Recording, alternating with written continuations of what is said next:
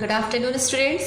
कल हम लोगों ने पिछले वीडियो में अपनी क्षितिज पाठ्यपुस्तिका के कंटेंट और मुंशी प्रेमचंद के बारे में पढ़ा था और आज हम लोग मुंशी प्रेमचंद द्वारा लिखित दो बैलों की कथा के सारांश को और उसके भाव को पढ़ेंगे तथा उसको जानेंगे। तो आइए अब हम अपने पाठ को स्टार्ट करते हैं। ओके, आइए आज हम अपनी स्टोरी दो बैलों की कथा को स्टार्ट करते हैं, लेकिन उससे पहले हम ये देखेंगे कि इस कहानी के माध्यम से प्रेमचंद जी ने क्या बताने की कोशिश की है। दो बैलों की कथा के माध्यम से प्रेमचंद जी ने कृषक समाज और पशुओं के भावात्मक संबंध का वर्णन किया है। इस कहानी में उन्होंने यह भी बताया है कि स्वतंत्रता सहज में नहीं मिलती, उसके लिए बार बार संघर्ष करना पड़ता है। इस प्रकार परोक्ष रूप से यह कहानी आज़ादी के आंदोलन की भावना से जुड़ी है। इसके साथ ही इस कहानी में प्रेमचंद ने पंचतंत्र और हितोपदेश की कथा परंपरा का उपयोग और विकास भी किया है। ठीक है, तो ये था जो प्रेमचंद जी ने बताया है। अब हम अपनी कहानी को स्टार्ट करते हैं। सबसे पहले उन्होंने भूमिका के रूप में गधे का उदाहरण दिया है कि गधा सबसे बुद्धिहीन माना जाता है, इसलिए कभी कभी अगर किसी व्यक्ति को हम मूर्ख कहना चाहते हैं तो उसको गधे की पदवी दे देते हैं। लेकिन वास्तव में गधा जो होता है वो मूर्ख या बेवकूफ़ नहीं होता है, बल्कि वो हद से ज़्यादा सीधा होता है। इतना सीधा होता है कि उसके ऊपर अगर कितना भी बोझ लाद दिया जाए, उससे कितना भी काम करवा लिया जाए, फिर भी वह हर परिस्थिति में एक समान बना रहता है। इसीलिए प्रेमचंद जी ने उसे मूर्खों की श्रेणी से हटा करके उसे ऋषि मुनियों की संज्ञा दे दी है, क्योंकि ऋषि मुनि भी हर परिस्थिति में एक जैसे बने रहते हैं। इसी प्रकार गधे के उन्होंने बैल को गधे का छोटा भाई कहा है, क्योंकि वो भी हद से ज़्यादा सीधा होता है, लेकिन कभी कभी उसे भी क्रोध आ जाता है। उन्होंने एक उदाहरण और भी दिया है कि कुत्ता अपने मालिक के घर की रखवाली बहुत अच्छे से करता है, लेकिन कभी कभी वह भी काटने को दौड़ता है। मीन्स कुल मिलाकर यह कहने की कोशिश कर रहे हैं कि हद से ज़्यादा सीधा होना भी सही नहीं होता है, और अगर आप हद से ज़्यादा सीधे हैं तो आपको मूर्ख की संज्ञा दी जाती है। आइए अब हम अपनी कहानी को स्टार्ट करते हैं। झूरी किसान के दो बैलों के नाम थे हीरा और मोती। दोनों डील में ऊंचे, देखने में सुंदर और काठी में अच्छे थे और काम में दक्ष थे। बहुत दिनों तक साथ रहते रहते एक साथ काम करते करते दोनों में भाईचारा हो गया था। दोनों एक दूसरे को चाटकर और सूंघकर अपना प्रेम प्रकट करते थे। कभी कभी दोनों सींग भी मिला लिया करते थे, विग्रह के नाते नहीं, केवल विनोद के भाव से और आत्मीयता के भाव से। एक बार झूरी ने अपने दोनों बैलों को पत्नी के आग्रह पर ससुराल कार्यवश भेज दिया, लेकिन बैलों को इस बात का जरा भी एहसास नहीं था कि उन्हें क्यों भेजा जा रहा है। उन्होंने समझा कि उन्हें मालिक ने बेच दिया है, इसलिए रास्ते में जाते समय उन्होंने झूरी के साले गया को बहुत ज़्यादा परेशान किया। संध्या होते होते दोनों बैल अपने नए स्थान पर पहुंच गए। दिन भर चलने के कारण उन्हें बहुत ज़्यादा भूख लगी थी, लेकिन जब उन्हें नाद पर बांधा गया तो उन्हें दोनों में से किसी ने भी मुंह तक नहीं डाला।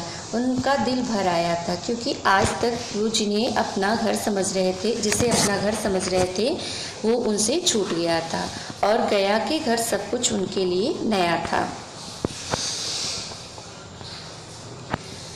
दोनों ने अपनी मुख भाषा में सलाह की और एक दूसरे को कनखियों से देखा और लेट गए। जब गांव में सोता पड़ गया तो दोनों ने जोर मारकर पगहे तुड़ा डाले और घर की तरफ सरपट भाग चले। थोड़ी ही देर में वे अपने घर पहुंच गए। सुबह जब झूरी ने अपने दोनों बैलों को दरवाजे पर देखा तो वह स्नेह से गदगद हो गया। दोनों बैलों की गर्दन में आधा आधा गराउन लटक रहा था, घुटने तक पांव कीचड़ से भरे थे, साथ ही दोनों की आंखों में विद्रोहमयी स्नेह झलक रहा था। झूरी ने दोनों बैलों को इस अवस्था में देखा तो खुशी से दौड़कर उन्हें गले लगा लिया और बार बार उन्हें चूमने लगा। यह दृश्य बड़ा ही मनोरम था, परंतु जब झूरी की स्त्री ने उन्हें देखा तो उसे बहुत बुरा लगा। वह उस गुस्से से जल भुन उठी। गुस्से से बोली, कैसे नमक हराम बैल हैं कि एक दिन भी वहाँ काम न किया और भाग आए। परंतु झूरी अपने दोनों बैलों पर यह आरोप न सह सका और बोला, नमक हराम क्यों है? चारा दाना न दिया होगा तभी तो भाग आए। स्त्री ने रोब के साथ कहा, बस तुम ही तो वो बैलों को खिलाना जानते हो और तो सभी पानी पिला पिला कर रखते हैं। झूरी ने पत्नी को चिढ़ाने के लिए कहा, चारा मिलता तो क्यों भागते। दूसरे दिन गया फिर आया। अब की बार वह पूरी तैयारी के साथ आया था। वह उन दोनों को गाड़ी में जोत कर ले गया ताकि वे दोनों इस बार कोई भी हरकत ना कर सके और भाग ना सके। मोती ने एक दो बार गाड़ी को खाई में गिराना चाहा, पर हीरा ने संभाल लिया क्योंकि हीरा ज़्यादा समझदार था। अगर गाड़ी गिरती तो उन्हें भी चोट लगती।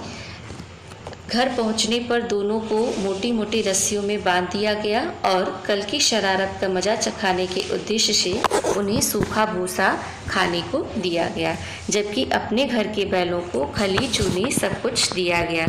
दोनों बैलों का ऐसा अपमान कभी न हुआ था,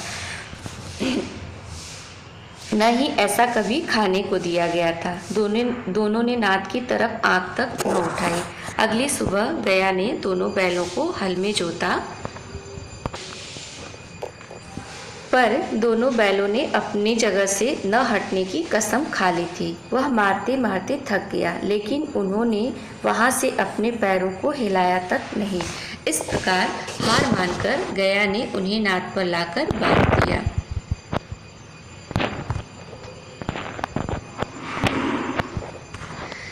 दोनों चुपचाप खड़े रहे। घर के लोग अभी भोजन नाद पर बांध दिया और उनके सामने रूखा सूखा भूसा डाल दिया। दोनों चुपचाप खड़े रहे। घर के लोग अभी भोजन कर ही रहे थे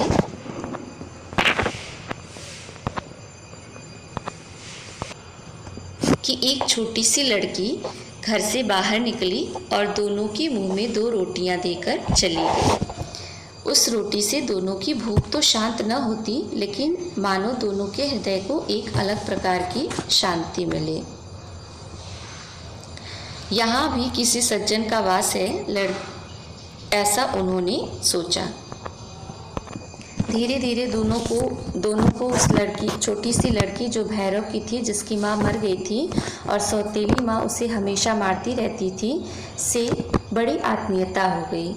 दोनों दिन भर जोते जाते, डंडे खाते, अड़ते, शाम को थान पर बांध दिए जाते और रात को वही बालिका उन्हीं 2 रोटियां खिला जाती।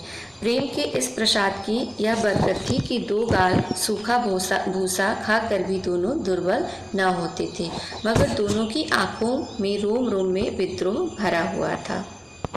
एक रात जब बालिका उन दोनों को रोटियां खिलाकर चली गई तो दोनों अपनी रस्सियां चबाने लगे, पर रस्सी मोटी होने के कारण उनके मुंह में न आती थी। बेचारे बार बार जोर लगाकर रह जाते। तभी उन्होंने देखा कि घर का दरवाज़ा खुला और वह लड़की उनके सामने आकर खड़ी हो गई। दोनों सिर झुकाकर उसके हाथ को चाटने लगे। उसने दोनों के माथे पर हाथ फेरा और बोली, खोल देती हूँ तुम दोनों को, चुपके से भाग जाओ, नहीं तो यहाँ के लोग तुमसे काम करवा कर मार डालेंगे तुम्हें।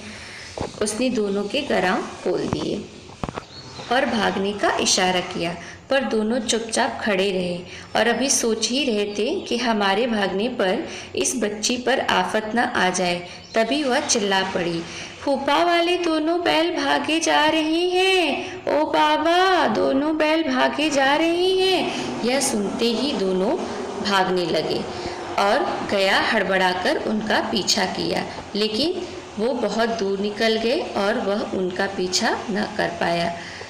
थक हार कर वह वापस भागने के चक्कर में दोनों बैल रास्ता भूल गए और भूख से व्याकुल हो रहे थे। अभी उन्होंने ठीक से सांस भी न ली थी कि देखा, अरे यह क्या, कोई सांड दौड़ता चला आ रहा है। सांड भी हाथी की भांति विशालकाय था, उससे भागना भी कायरता ही थी, सो दोनों ने उसका सामना करना ही उचित समझा।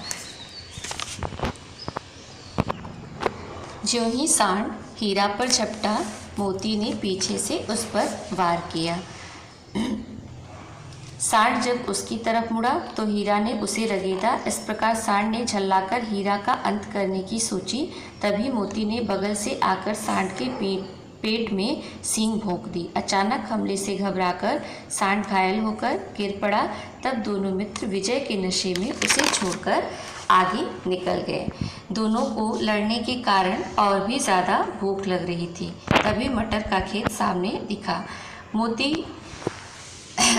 मोती उसमें घुस गया। हीरा मना करता रहा लेकिन उसने उसकी एक न सुनी। उन्होंने अभी 2-4 ग्रास ही खाए थे, तभी 2 आदमी लाठियां लिए आ गए। दलदल में फंसे होने के कारण वे वहां से न निकल सके। खेत में था। वे आदमी उन्हें पकड़कर काजी हाउस में ले गए और वहां पर बंद करवा दिया।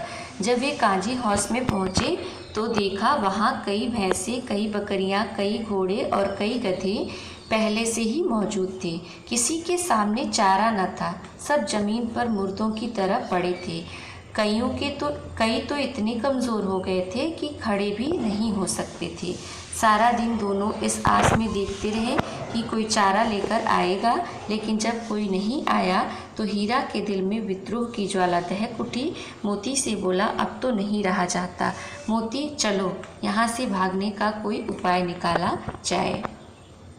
बाड़े की दीवार कच्ची थी। हीरा मजबूत तो था ही, रात का समय था। उसने अपनी नुकीली सींगों के जोर से धक्के से मिट्टी का एक चिप्पड़ निकाल दिया। फिर तो उसका साहस बढ़ा और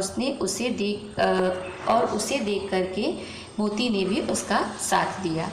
काफ़ी मेहनत के बाद आधी दीवार गिरा दिया। दीवार के गिरते ही अधमरे से पड़े सभी जानवरों में जान आ गई। सबसे पहले घोड़ियाँ भागी, फिर बकरियाँ भागी, फिर भैंसें भी भागी, लेकिन जो गधे थे वो वहीं पे खड़े थे। मोती ने उन्हें भी मार मार करके वहाँ से भगा दिया, लेकिन हीरा के बंधे होने के कारण मोती भी वहाँ से नहीं भागा और दोनों वहीं पर रहे। घोर होते ही मुंशी और चौकीदार तथा अन्य कर्मचारियों में खलबली मच गई। बस इतना ही काफ़ी है कि मोती की खूब मरम्मत हुई और उसे भी मोटी रस्सी से बांध दिया गया। 1 सप्ताह तक दोनों मित्र वहाँ पर बंधे पड़े रहे। किसी ने चारे का एक दिन का भी उन्हें न दिया।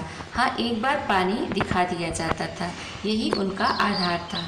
दोनों इतने दुर्बल हो गए कि उनसे उठा तक न जाता था। ठठरियाँ निकल आईं।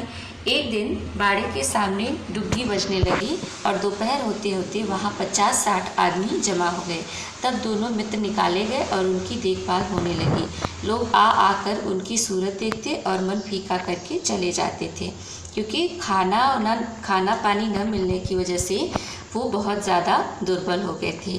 सहसा मीन्स अचानक एक दड़ियल आदमी, जिसकी आंखें लाल थीं और मुद्रा अत्यंत कठोर, आया और दोनों मित्रों के कूल्हों में उंगली खोदकर मुंशी जी से बातें करने लगा। मीन्स उसको वो पसंद आ गए और उसने उन्हें खरीद लिया।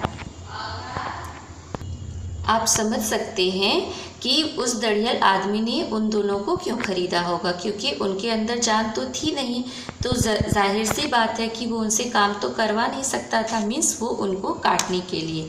अब दोनों मित्रों के होश उड़ गए। उन्हें लगा कि अब तो हमारा मरना निश्चित है। जब वो दड़ियल आदमी उन्हें ले जा रहा था तो रास्ते में चलते चलते अचानक से उन्हें रास्ता अपना सा लगा, मीन्स जाना पहचाना लगा। फिर क्या हुआ कि जैसे ही उन्हें रास्ता जाना पहचाना लगा तो दोनों के जान में जान आ गई और वो उसी रास्ते पर सरपट भागने लगे। थोड़ी ही देर में वे अपने दरवाजे पर आ गए। उस समय झूरी बाहर बैठा धूप खा रहा था। बैलों को देखते ही दौड़ा और उन्हें बारी बारी से गले लगाने लगा। मित्रों की आंखों से आनंद के आंसू बहने लगे। एक झूरी का हाथ चाट रहा था तो दूसरा उसकी पैर। दड़ियल आदमी थोड़ी ही देर में वो दड़ियल आदमी भी वहाँ पर आ पहुँचा। तो उसने झूरी से कहा कि ये मेरे बैल हैं और तुम इसे वापस कर दो। तो झूरी ने कहा कि तुम्हारे बैल कैसे? तो उसने कहा कि मैं इन्हें मवेशी खाने से नीलाम करके लाया हूँ। झूरी ने कहा, अगर ये तुम्हारे बैल होते तो तुम्हारे पास होते, ये मेरे पास है, इसका मतलब है कि ये मेरे बैल हैं और तुम इसे नहीं ले जा सकते। इन्होंने इसका सबूत दे दिया है। दड़ियल झल्लाकर बैलों को जबरदस्ती पकड़ ले जाने के लिए बढ़ा। उसी वक्त मोती ने सींग चलाया, मीन्स मोती ने उसे मारने को दौड़ाया। दड़ियल पीछे हट गया, मीन्स जो वो व्यापारी था वो पीछे हट गया। मोती ने उसका बहुत देर तक पीछा किया और उसे गांव से बाहर निकाल दिया और सारे लोग खड़े होकर के यह तमाशा देख रहे थे। जब वह आदमी चला गया तो मोती कुछ देर तक उसकी प्रतीक्षा किया और वापस आ गया। थोड़ी ही देर में उनके सामने उनके नाद में खली, भूसा, चोकर और दाना भर दिया गया और दोनों मित्र खाने लगे। झूरी खड़ा दोनों को सहला रहा था और सभी लड़के तमाशा देख रहे थे। थोड़ी ही देर में झूरी की पत्नी आई और उनके माथे को चूम लिया। तो ये थी हमारी स्टोरी, दो बैलों की कथा। आपको समझ में आ गया होगा और अगर फिर भी आपको कुछ नहीं समझ में आया होगा तो आप ऑनलाइन क्लास में मुझसे पूछ लेना। ओके, तो हैव अ गुड डे।